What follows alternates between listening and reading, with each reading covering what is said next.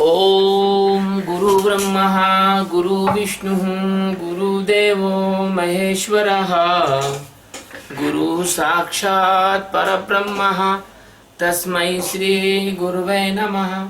ध्यानमूलं गुरुमूर्ति पूजामूलं गुरुपदं मंत्रमूलं गुरुर्वाक्यं मोक्षमूलं गुरुकृपा।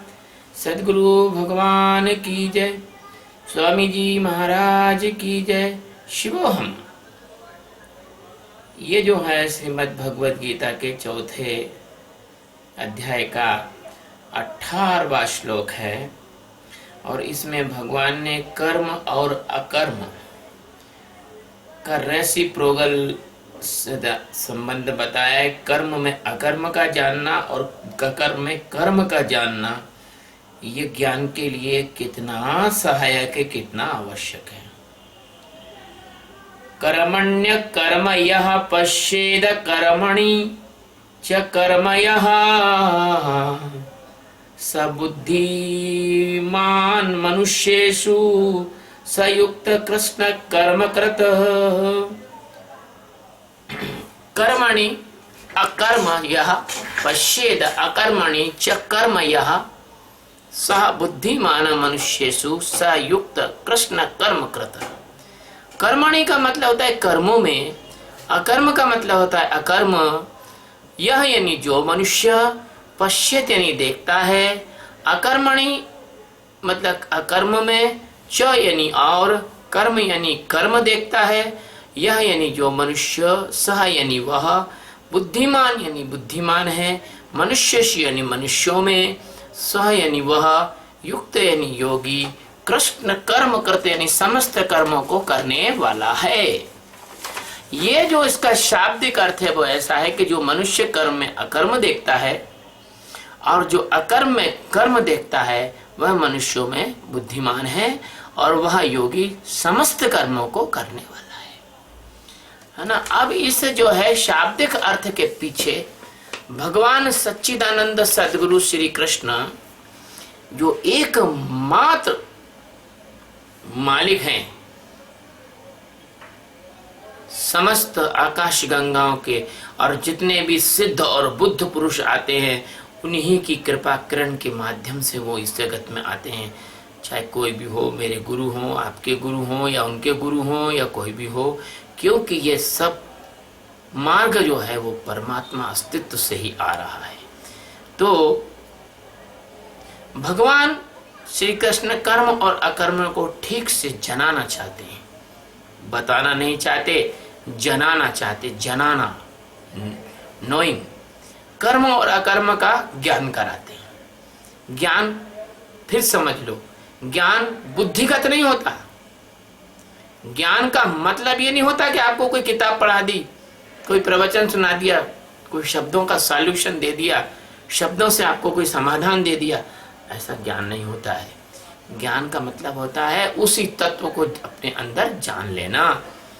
तो भगवान जो ज्ञान कराते हैं अर्जुन को, और प्रत्येक कर्म में अकर्म कैसे देखा जाए, तो देखा जाए तो प्रत्येक कर्म में अकर्म तो छिपा हुआ है। कैसे छिपा हुआ है कि कर्म करते हुए भी आप अंदर के तल पर कुछ ऐसा है जो कर्म नहीं करता है। आपके अंदर हर समय हर क्षण कोई ऐसी चीज मौजूद है जो कर्म नहीं करती है और ना कर्म से प्रभावित होती है। कर्म का कर्ता तो प्रकृति है, प्रकृति ही करता है। भगवान श्री कृष्ण ने गीता में कहा है आगे कि प्रकृति क्रिय कर्माणि, प्रकृति ही सारे कार्य करती है। लेकिन मूढ़तावश जीव क्या समझता है, अपने आप को कर्ता मानता है, और कर्ता मानते ही उसको क्या होता है, जैसे उसने कर्ता माना ऐसा भोक्तापने का मोह हो जाता है। ऐसा मानने पर टिकी हुई है ये अविद्याराण, मानने पर टिकी हुई है। एक छोटी सी बात है, एक सेठ गंगा में स्नान कर रहा था, उसका छोटा लड़का दौड़ता हुआ आया, बोले पापा, पिताजी। बोले क्या? अपना मकान जल गया। एकदम वो निकला, हाय हाय हाय करता हुआ, मर गया, लुट गया, बर्बाद हो गया। रो रहा, चिल्ला रहा, भागा जा रहा। रास्ते में उसका बड़ा लड़का मिला, क्यों क्यों रो रहे हो? बोले अपना मकान जल गया यार, जल्दी चलो। बोले अरे जल जाने दो, ये देखो सूटकेस में नोट भरे हुए हैं, मैंने उस मकान का सौदा जो है ना कल शाम को ही कर दिया था, ये पूरे के पूरे पैसे रखे। तो सेठ कह रहा अच्छा ठीक है जलने दो चलो। इसको कहते हैं कि जैसे ही तुमने किसी चीज को अपना माना कि बस वैसे ही उस चीज के सुख और दुख, उसका होना और ना होना, उसका हानि और लाभ, वो सब तुमसे चिपक जाता है। तो ऐसे ही क्या होता है कि जीव अपने को कर्ता मानने से ही उसको भोक्ता पने का मोह हो जाता है, जैसे उस सेठ को हो गया था। उसको एक विभ्रम हो जाता है, क्योंकि कर्म का होना तो प्रकृति में है, और अगर ईमानदारी से देखा जाए तो प्रकृति जन्य ही है, कर्म इसके अलावा कुछ नहीं है। यदि मैं आपसे कहूं कि आप मुझे अभी छींक के बता दो तो आप छींक नहीं सकते। अगर मैं आपसे कहूं कभी अभी आप पेट भरा हो आपका और मैं कह दूं कि आप पूरा भोजन फिर उतना ही खा के बता तो आप नहीं खा सकते हो। अगर मैं आपको कहूं कि आप जो हैं आप अपने केंद्रीय जो आपका नर्वस सिस्टम है उसको रोक के बता दो, आप नहीं रोक सकते हो। आप अपना ब्लड रक्त संचरण रोक के बता दो, नहीं रोक सकते हो। आप अपने रिफ्लेक्स एक्शन नहीं रोक सकते। तो व्यक्ति जो है उसको कर्तापने का मोह हो गया है, क्योंकि उसने अपने आप को उसने कर्ता मान लिया है, इसलिए वो भोक्तापने में भी डूब गया। उसको भोक्तापना का भी पने का भी मोह हो गया है। आप कुछ करते नहीं है, ये बात पक्की है। जो कुछ करना है वो प्रकृति में है और प्रकृति जन्य है। अब आज वेदांतानंद जी कह रहे थे कि एक मित्र ने समाधान ले लिया कि जब सब दुनिया ही मतलब जो है मिथ्या है तो अब गुरु महाराज से भी बात करके क्या करेंगे। तो मैंने उनको समझाया कि अगर वो ऐसा मानते हैं तो फिर पानी पीना छोड़ दें, भोजन करना छोड़ दें, क्योंकि दुनिया तो मिथ्या है। केवल गुरु के लिए ही वो मिथ्या वाला सिद्धांत क्यों अपना रहे हैं? क्यों ज्ञान प्राप्त करने से बचना क्यों चाहते हो? मन को मारने से क्यों रुकना चाहते हो? तो वो ऐसा बोले। तो मैंने कहा कि फिर तो अगर उनको दुनिया मिथ्या लगती है तो फिर वो ये सारी बातें, सांस लेना भी छोड़ दें और भोजन करना भी छोड़ दें। अगर उनको मिथ्या लगता है तो भोजन तो तुमको सच्चा लगता है, पत्नी तो तुमको सच्ची लगती है, घर तो तुमको सच्चा लगता है। बस सदगुरु ने कह दिया कि दुनिया मिथ्या है तो तुमको बस सदगुरु मिथ्या लगने लग जाता है। तो इसका मतलब ये मन की बदमाशी है। तो ऐसे ही जो प्रकृति है उसमें ही कर्म होते हैं। इसलिए आप जो कुछ करते हैं आप नहीं करते हैं, ये कर्म में अकर्तापना का देखना हुआ। लेकिन ये शब्द से काम नहीं चलेगा, ये समझ का विषय नहीं है। समझ का तो लोग बहुत मतलब परेशानी में पड़ गए हैं, है ना, क्योंकि ध्यान में उतरकर इसको जानने का विषय है। भगवान इसलिए कह रहे हैं जनाता हूं। ऐसा केवल ज्ञानी ही जान सकता है।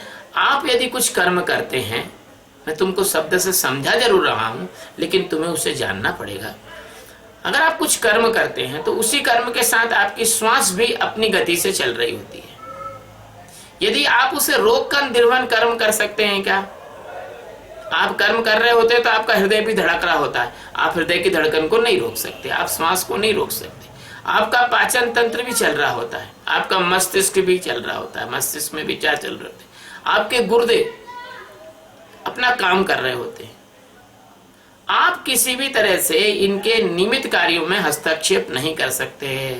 इससे सिद्ध होता है कि अंदर कुछ ऐसा है जो कर्म करते हुए भी अकर्म की अवस्था में है। क्यों? कि वो बाहर के कर्मों को और अंदर के कर्मों को दोनों को ठहर कर देख रहा है। कुछ हद तक आपके गुर्दों का चलना, आपके दिल का धड़कना, आपके रक्त का परिसंचरण, कुछ हद तक यदि देखा जाए तो बाहर के कर्मों की तुलना में लगभग अकर्म है। और इनकी ये कर्म जो हृदय का धड़कना, गुर्दों का काम करना, पाचन तंत्र का चलना, दिमाग में विचारों का चलना, ये कर्म जो हैं आपकी मौजूदगी, यानी आप जिस जगह पर खड़े हैं आपको ऐसा लगता है कि हाँ मैं कुछ हूँ, अलग हूँ इन सब से, तो ऐसे आप अलग हैं। क्यों? कि हृदय धड़कता है, डॉक्टर ऑपरेशन करके हृदय को ट्रांसप्लांट कर देता है, दूसरा दिल लगा देता है। मस्तिष्क के ऑपरेशन भी होते हैं, मस्तिष्क को भी निकाल दिया जाता है। रक्त परिसंचरण तंत्र भी आजकल आर्टिफिशियल मशीनों से खून को फिल्टर कर देते हैं, मतलब डायलिसिस कर देते हैं। तो इस सब चीजों को देखने से मालूम पड़ता है कि ये ना भी हो तो इसका विकल्प है। लेकिन जो कर्म में जो अकर्म है, जो कर्ता नहीं है, जो स्थिर है, जो साक्षी है, जो अस्तित्व है, अगर उसको देख रहे हो आप, कर्म में अकर्म को देख रहे हो, या बाहर के कर्मों से अंदर के कर्मों के रूप में अकर्म को देख रहे हो, तो समझो आप ठीक ठीक से चल रहे हो। क्यों? कि आप ये अंदर के कर्मों में हस्तक्षेप नहीं कर सकते, है ना।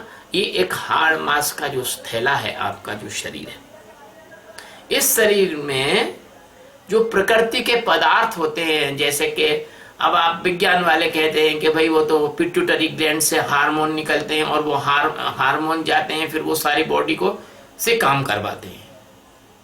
तो आप अपने शरीर के अंदर का जो हार्मोनल चेंज है वो आप नहीं कर सकते हो, वो सब ऑटोमाइजेशन है, आप नहीं कर सकते, उसको बदल नहीं सकते आप उसको। नहीं तो किसी को थायराइड हो जाती है तो वो थायराइड तुरंत ठीक कर लेना अपनी। इसका मतलब यह जो हाड़ मांस का जो शरीर है, इसमें पदार्थों के परिवर्तन से कर्म होते हैं। और फिर इसमें जो मौजूद, इस शरीर में जो मौजूद इंद्रियां हैं, वो इंद्रियां कैसे काम करती हैं? वो तन मात्राओं से काम करती हैं।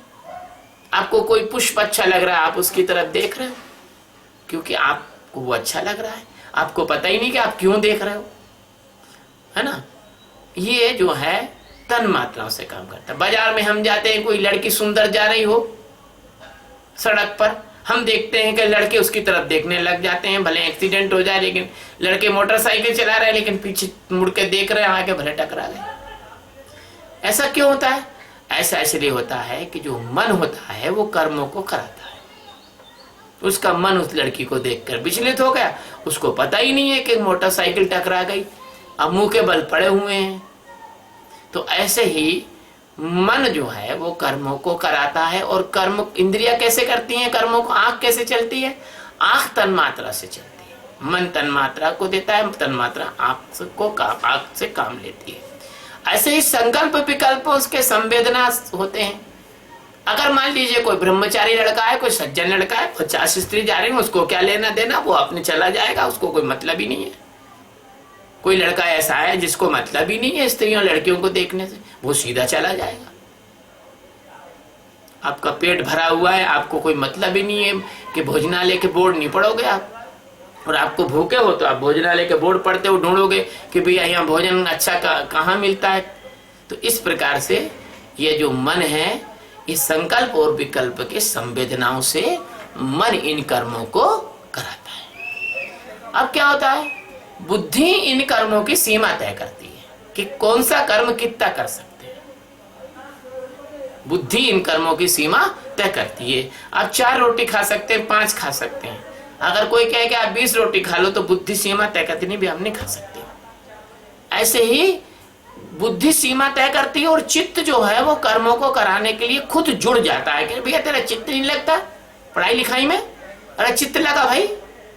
उसका चित्त लग रहा है सिनेमा जाने में, उसका चित्त लग रहा है घूमने जाने में, उसका चित्त लग रहा है फेसबुक पर चैट करने में, उसका चित्त लग रहा है दोस्तों से मिलने में, उसका चित्त पढ़ाई में नहीं लगा। तो चित्त क्या करता है?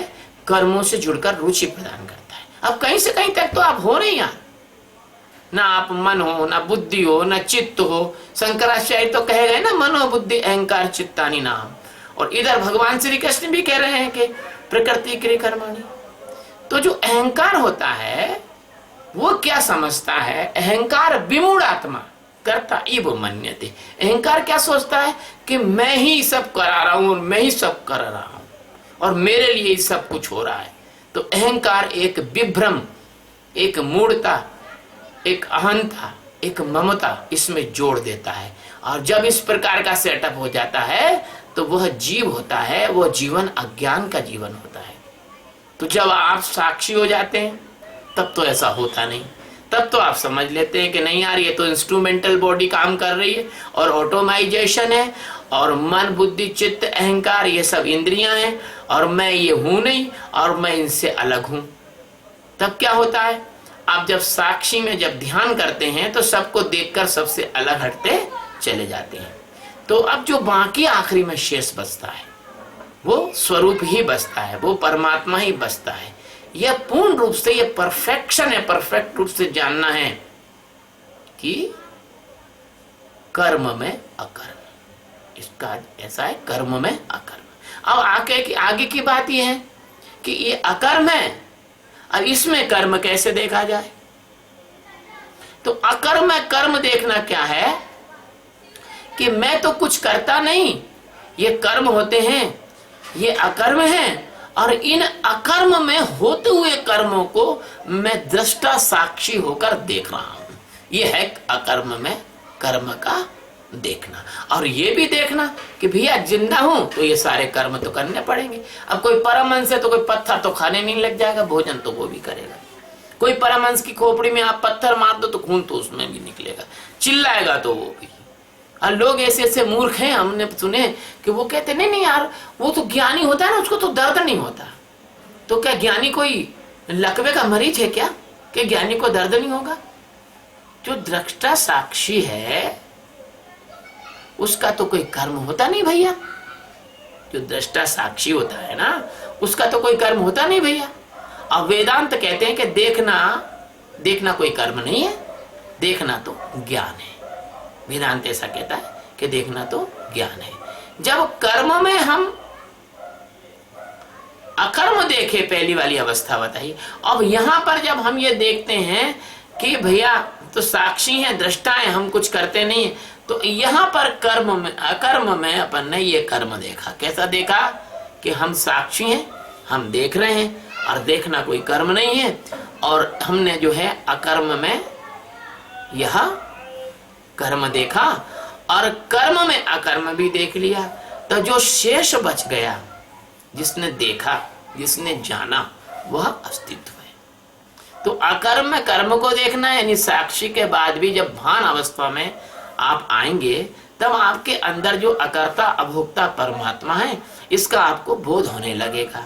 और अभी आप जान चुके हैं कि दृष्टा साक्षी चैतन्य का कर्म से कोई भी संबंध या कोई भी लेना देना नहीं है, कोई अभिप्राय नहीं है, ना ही उसकी कोई संबद्धता यानी कोई जुड़ाव है, और ना ही उसको कर्मों में कोई अपेक्षा यानी कोई आवश्यकता है। भगवान तो कह गए पहले के श्लोकों में भी, भगवान ने कहा कि भैया मैं तो कुछ कर्म करूं या ना करूं, मेरे लिए कोई कर्म करने की कोई आवश्यकता है नहीं, फिर भी मैं लोक संग्रह के हिसाब से अवतार लेता हूं और कर्म करता हूं। अर्थात चैतन्य जो कैसा है वो अभोक्ता है, अकर्ता है, परंतु ये बोध मात्र बौद्धिक कसरत नहीं है भैया। अगर तुमने बुद्धि से इसको जानने की कोशिश की तो फिर समझो कि तुम फेल हो जाओगे। क्यों?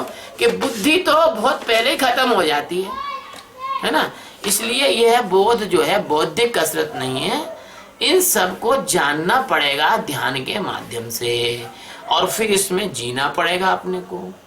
और इस अवस्था में जो जीता है भगवान की दृष्टि में, उसी ने अपनी बुद्धि का सही उपयोग किया है, वही बुद्धिमान है। यहाँ बुद्धिमान ज्ञानी के अर्थ में आया है। ये तुम्हारे बुद्धिमान कॉलेज के प्रोफेसर, इंजीनियर, डॉक्टर, बड़े बड़े साइंटिस्ट, उस हिसाब से ये बुद्धिमान नहीं है। और वो इस दृष्टि में, इस अध्यात्म में उनको भगवान ने बुद्धिमान नहीं माना है। भगवान कहते हैं कि वह योगी है। योगी मतलब उसने अपने आप को अपने अस्तित्व में जोड़ लिया है और वो भगवत्ता में जाग गया है, वह जीवन मुक्त हो गया है, और वह असंग रहकर समस्त कार्यों को करता हुआ भी अपने अकर्तापने में वो खड़ा रहता है, अपने स्वरूप में वो जीता है। आप भी सब लोग परमात्मा की कृपा से और इसी योग को प्राप्त करें, बस यही मेरी हार्दिक आपको ये कह दो, शुभकामना कह दो या हार्दिक आशीर्वाद कह दो, यही मेरा है। और बस अभी इसमें इतनी बात भगवान ने कही है। शिवोहम।